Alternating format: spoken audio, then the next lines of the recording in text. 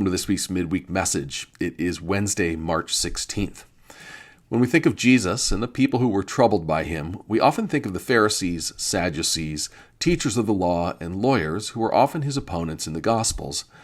They are offended by his message that welcomes sinners and offers forgiveness even to those farthest from God.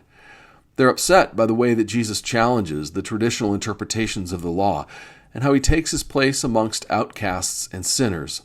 They thought that Jesus was too loose in his interpretation of the law, and they didn't hold people to a high enough standard. We often think of this as the deepest source of conflict in the Gospels, and in a sense, it is, at least for a certain crowd of people. The opposition of the religious leaders of Jesus' day is a caution for those of us who are religious, that we don't elevate our religious sensibilities and rules above the power and truth of God's love for the broken. This seems to be at the heart of Jesus' disputes with the religiously serious of his own time. There is, however, another conflict in the Gospels and throughout Jesus' ministry that is often overlooked. There are several texts where another group of people diverge from Jesus and his way. The second group is not offended by Jesus' broad and open vision of God's grace, but instead they are offended by Jesus' normality.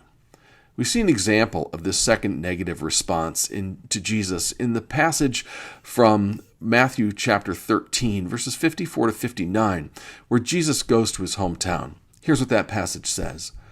He came to his hometown and began to teach the people in their synagogues, so that they were astounded and said, "Where did this man get this wisdom and these deeds of power? Is this not the carpenter's son? And is not his mother called Mary? And are not his brothers James and Joseph and Simon and Judas? And are not all his sisters with us? Where then did this man get all this?" And they took offense at him. But Jesus said to them, "Prophets are not without honor except in their own country and in their own house." And he did not do many deeds of power there because of their unbelief. These people who, as Matthew put it, took offense at him, were perhaps religiously observant, but probably more lax in their practice of faith than the religious leaders in Jerusalem and in the synagogues. They were average, ordinary people. This crowd, rather than be offended at Jesus' lax and open interpretation of God's law, were instead unimpressed by Jesus. They just didn't see what the big deal was about him. The people in his hometown saw him and they were hardly bowled over. Instead, they looked at Jesus and were underwhelmed by what they saw. Neither Jesus nor his followers did much to move them. They recognized Jesus as the son of Mary and Joseph, as a brother and a family member, the kid who grew up down the street. In a sense, they weren't overly captivated by what he accomplished as he walked around the Galilean countryside. We often overlook this other challenge to belief and trust in Jesus. We think that the great hurdle to faith is always to come to grips with the depth and breadth of God's grace. Sometimes that is our greatest challenge. Other times, though, I wonder if we are like the crowds in Jesus' hometown, unconvinced of just how ordinary Jesus and his followers seem to be. Eugene Peterson, in his book Christ Plays in 10,000 Places, A Conversation in Spiritual Theology, addresses this phenomenon. He writes, "It is basic to the Christian faith that Jesus is, in actual fact, God among us. As hard as it is to believe, and as impossible as it is to imagine, Christians do believe it." You would think that believing that Jesus is God among us would be the hardest thing. It is not. It turns out that the hardest thing is to believe that God's work, this dazzling creation, this astounding salvation, this cascade of blessings, is all being worked out in and under the conditions of our humanity, at picnics and around dinner tables, in conversations and while walking along roads, in puzzled questions and homely stories with blind beggars and suppurating lepers, at weddings and funerals. Everything that Jesus does and says takes place within the limits and conditions of our humanity. No fireworks, no special effects. Yes, there are miracles, plenty of them, but because, for the most part, they are so much a part of the fabric of everyday life, very few notice. The miraculousness of miracle is obscured by the familiarity of the setting. the ordinariness of the people involved. This is still the way Jesus is God among us, and this is what is still so hard to believe. It is hard to believe that this marvelous work of salvation is presently taking place in our neighborhoods, in our families, in our governments, in our schools and businesses, in our hospitals, on the roads we drive and down the corridors we walk, among people whose names we know. The ordinariness of Jesus was a huge roadblock to belief in his identity and work in the days of his flesh. It is still a roadblock." End quote.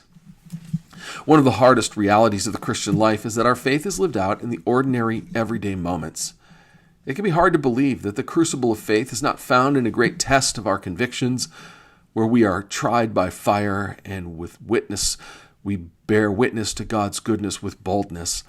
But instead, our witness is often made, and Christian life is often tested and lived out in the ordinary, everyday things of life.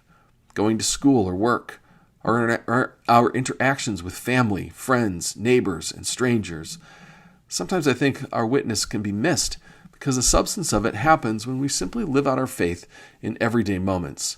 Sometimes we become discouraged because we don't think that our faith and how we live it is heroic enough. But what if living faithfully is not defined by one or two heroic moments, but in the ordinary, everyday happenings of life?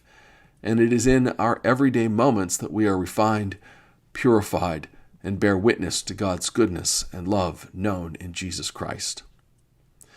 Today I want to share a poem with you from Andrew Young. This poem reflects on the end of an ordinary day, but reminds us that even a day that seems ordinary is part of the foundation of our lives and is part of what can be and become a beautiful legacy. The poem is called "The Day Ends," and again, it's by Andrew Young. The day ends, and its heat lies in chill dews about our feet. But though its 12 hours seemed as soon gone as the 12 strokes struck at noon, so much those hours have freed to blow away for memory's seed. Will they not still be ours, fixed like the church's tower gilt and holy hours?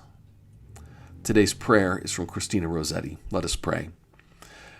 O Lord, whose way is perfect, help us, I pray thee, always to trust in thy goodness, that walking with thee and following thee in all simplicity we may possess quiet and contented minds, and may cast all our care on thee, for thou carest for us.